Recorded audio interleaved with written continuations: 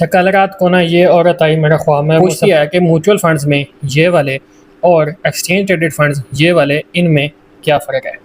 तो मैंने उसको ये बताया कि mutual fund is like a pool of investment, जहाँ पे छोटे छोटे इन्वेस्टर्स होंगे।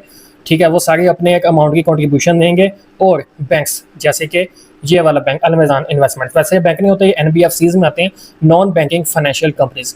इनके पास टीम होती है इन लोगों की, CFAs, चार्टर्ड फाइनेंशियल एनालिस्ट, जिनका काम ये होता है कि मार्केट पर सर्च करना और अच्छी इन्वेस्टमेंट अपॉर्चुनिटीज़ फाइंड करना।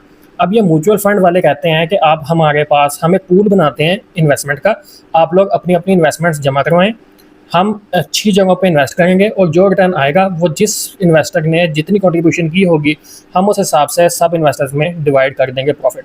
अब म्यूचुअल फंड वाले 2 to 3% मैनेजमेंट फ़ी चार्ज कर रहे होते हैं, क्योंकि वो आपका पैसा खुद सारा मैनेज कर रहे होते हैं। तो अपने जो ओवरहेड्स हैं उनको मैनेज करने के लिए ये मैनेजमेंट फ़ी चार्ज करते हैं।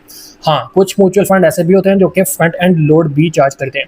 फ्रंट लोड से मुराद ये है कि अगर आपने 1 लाख इन्वेस्ट किया और 1% फ्रंट लोड था, तो आपकी इन्वेस्टमेंट 99,000 हो जाएगी और वही इन्वेस्ट होगी, यानी 1% वो डिडक्ट कर लेंगे।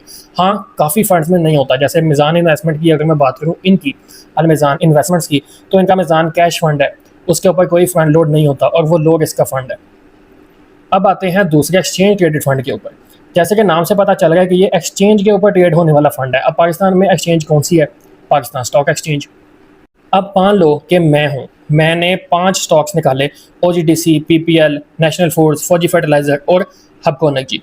ठीक है, अब मैं ये चाहता हूँ, मुझे पता है कि ये फंड्स अच्छे हैं और ये कंपनीज ब्लू चिप्स हैं, डिविडेंड यील्ड स्टॉक्स हैं, और ये अच्छी अपॉर्चुनिटी हमें देंगी रिटर्न की।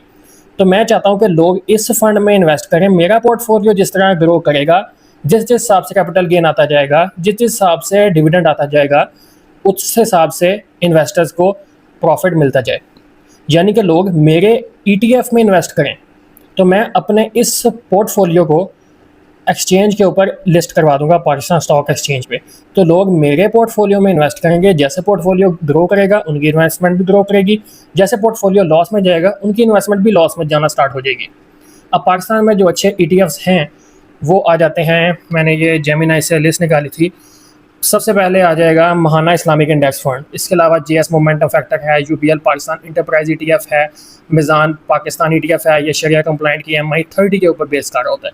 जिस हिसाब से ये इस्लामिक इंडेक्स ऊपर जाएगा, उस हिसाब से मिज़ान पाकिस्तान ETF का फंड भी ऊपर जाएगा।